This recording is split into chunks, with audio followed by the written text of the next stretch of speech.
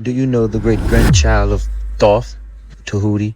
Lord Ka, the serpent father of the Draconian system who ruled Earth.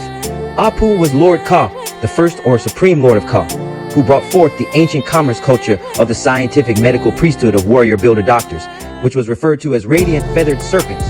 This is the ancient culture that began almost every single cultural expression that is expressed in our modern known world of today's times. Lord Ka and the Feathered Serpents is responsible for about 80% of the modern religions and so-called spiritual paths that all humans practice across the world.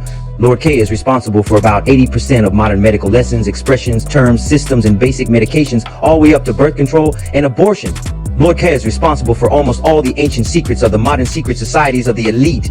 In fact, Lord K is responsible for 90% of why we still have a sense of the spirit world or spirit plane. It wouldn't be a Kundalini practice and it wouldn't be a great knowledge of the human soul if it wasn't for the supreme Lord Ka.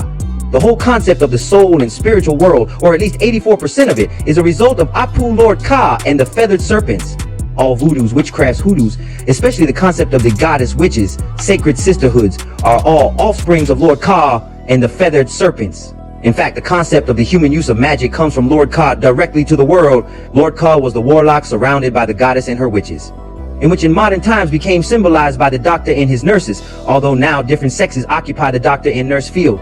In the beginning stages and original setting of the medical field, in most cases almost to the majority, there was a male doctor surrounded by female nurses. Lord Ka and the Feathered Serpents is responsible for 70% of our yoga systems. Lord Ka and the Feathered Serpents brought the world all the more sciences of the ancients.